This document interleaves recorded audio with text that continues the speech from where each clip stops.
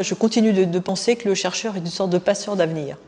C'est-à-dire qu'actuellement, et surtout face aux grands défis dans le domaine que je connais moi, la biologie, pratiquement tous nos grands défis et problèmes sociétaux actuellement ont un lien avec la biologie. C'est pour ça que d'ailleurs je suis très mécontente quand je vois que les élèves de lycée vont faire de moins en moins de biologie parce que la réforme du lycée fait qu'ils en font de moins en moins. Vous pensez au réchauffement climatique, vous pensez à la biodiversité, vous pensez à nourrir la planète, vous pensez aux nouvelles maladies et aux nouveaux vaccins. Tout ça, ça a un lien avec la biologie, la géologie, etc. Donc je ne veux pas tout ramener à ma matière parce que ce n'est pas du tout mon propos là. Vraiment, je suis très ouverte sur beaucoup d'autres choses, mais quand je vois qu'on abandonne ça, je me dis qu'il faut aussi que la recherche continue très fortement. Et pour que la recherche continue à répondre à ces questions-là, il nous faut des chercheurs. Et il nous faut aussi transmettre, c'est toujours le même problème, transmettre ce qu'on fait pour susciter de l'intérêt, voire des vocations. Nos citoyens attendent qu'on les aide, qu'on leur apporte quelque chose, qu'on leur propose des choses et des choses qui marchent. En même temps, ils sont défiants par rapport à nous. Donc il faut qu'on rétablisse une confiance qui à la fois est une demande exigeante, mais aussi une critique facile assez souvent. Donc on se trouve là dans une situation assez compliquée où, d'une certaine façon, on a un devoir de réussite face à tout ça. Je pense qu'il y a cette logique quand même de donner à voir de la complexité des choses et d'éclairer cette complexité-là. Et puis, justement, dans des périodes de troubles aussi, on doit pouvoir apporter une prise de recul sur certaines données, sur certains éléments. Je pense qu'aussi, on a le rôle de démystifier certaines questions, de les désacraliser également. Un rôle un peu fantasmé par rapport à la réalité du métier, un peu commun aussi. Et puis derrière ça, il y a toute la question de savoir si les chercheurs doivent s'engager dans la société civile, s'ils doivent porter leur voix, dans quelle mesure ils doivent communiquer auprès du public.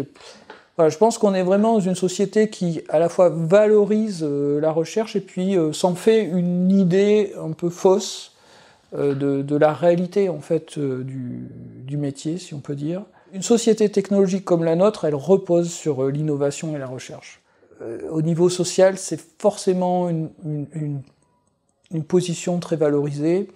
Et quand on rencontre des chercheurs pour de vrai, qu'on voit ce qu'ils font, combien ils sont payés, ce qu'ils produisent, je pense que le grand public et même une partie des gouvernants ne peuvent pas comprendre à quel point c'est infinitésimal et le décalage avec les espérances. Il y a de l'antiscience qui se développe, comme quoi la science serait responsable quasiment de tous les malheurs de la société, ce qui est faux.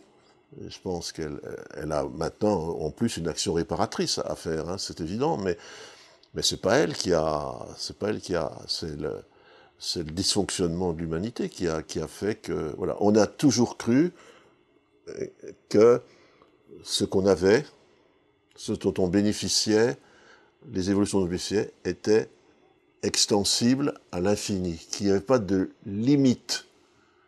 Mais la limite, la science dit d'emblée, dans un principe qui s'appelle premier principe de la thermodynamique, que la matière est en nombre limité.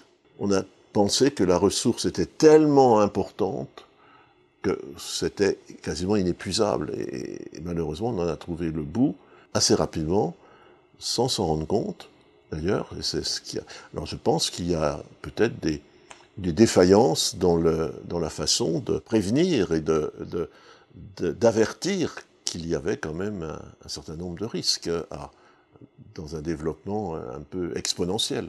Des scientifiques de bonne réputation alertent sur les données climatiques, à juste titre, et malgré leurs alertes, je n'ai pas l'impression qu'on en tienne un très grand compte. Et pourtant, les scientifiques font ce qu'il faut aujourd'hui pour prévenir de tout ce qui peut se passer de négatif. La science, c'est ça aujourd'hui, c'est à la fois ce rêve de l'univers et puis ces contraintes de notre pauvre petite planète.